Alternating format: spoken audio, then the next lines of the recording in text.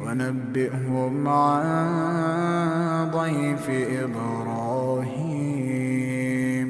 إذ دخلوا عليه فقالوا سلاما قال إنا منكم وجلون قالوا لا توجل إنا نبشرك بغلام عليم قال أبشرتموني على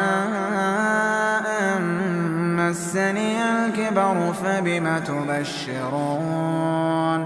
قالوا بشرناك بالحق فلا تكن من القانطين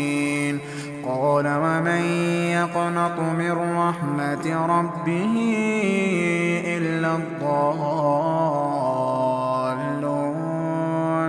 قال فما خطبكم أيها المرسلون قالوا إنا أرسلنا إلى قوم مجرمين إلا آل لوط إنا لمنجوهم أجمعين إلا امرأته قدرنا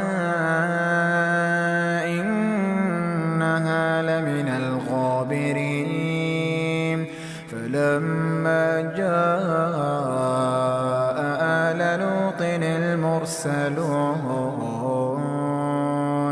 قال إنكم قوم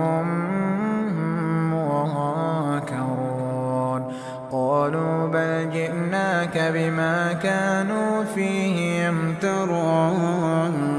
وأتيناك بالحق وإنا لصادقون فأسر بأهلك بقطع من الليل واتبع أدبارهم ولا يلتفت منكم أحد وامضوا حيث تؤمرون وقضينا إليه ذلك الأمر أن دابر هؤلاء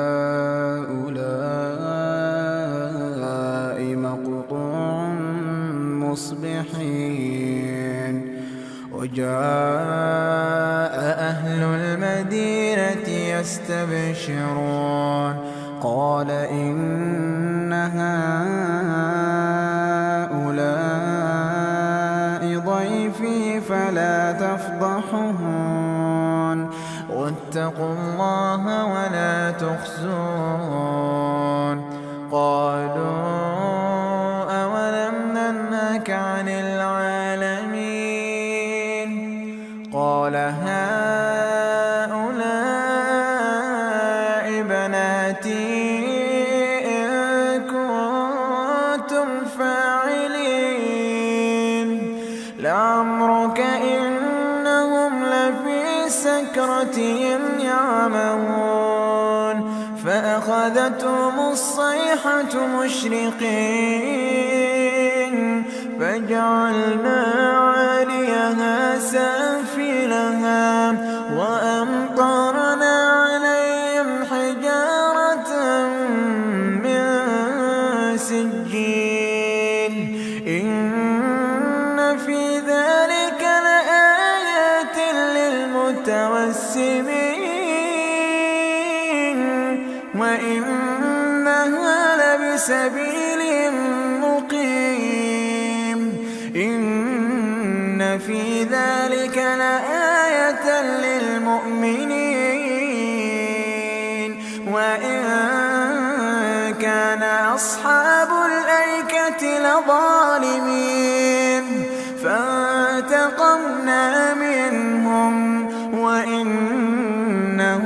لبإمام مبين ولقد كذب أصحاب الحجر المرسلين وآتيناهم آياتنا فكانوا عنها معرضين وكانوا ينحتون من الجبال بيوتا آمنين فأخذتهم الصيحة مصبحين فما أغنى عنهم ما كانوا يكسبون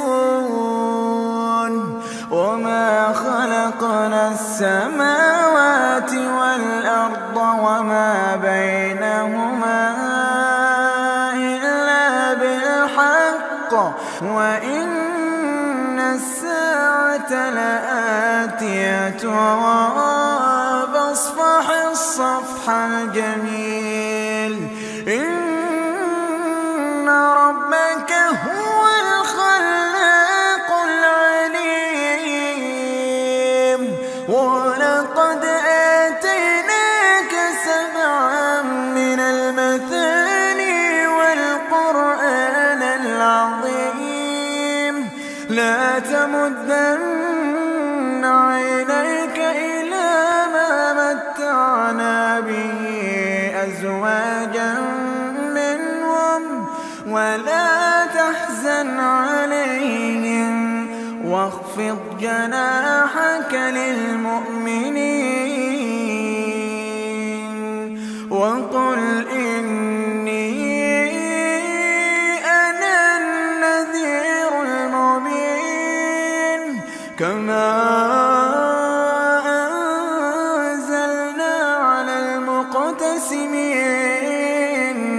الذين جعلوا القرآن عضين فوربك لنسألنهم أجمعين عما كانوا يعملون فاصدع بما تؤمر وأعرض عن المشركين إنا كفيناك المستهزئين الذين يجعلون مع الله إلها آخر فسوف يعلمون ولقد نعلم أنك يضيق صدرك بما يقولون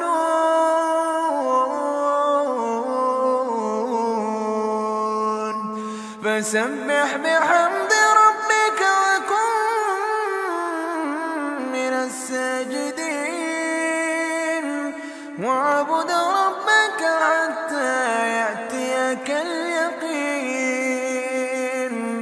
واعبد ربك حتى يأتيك اليقين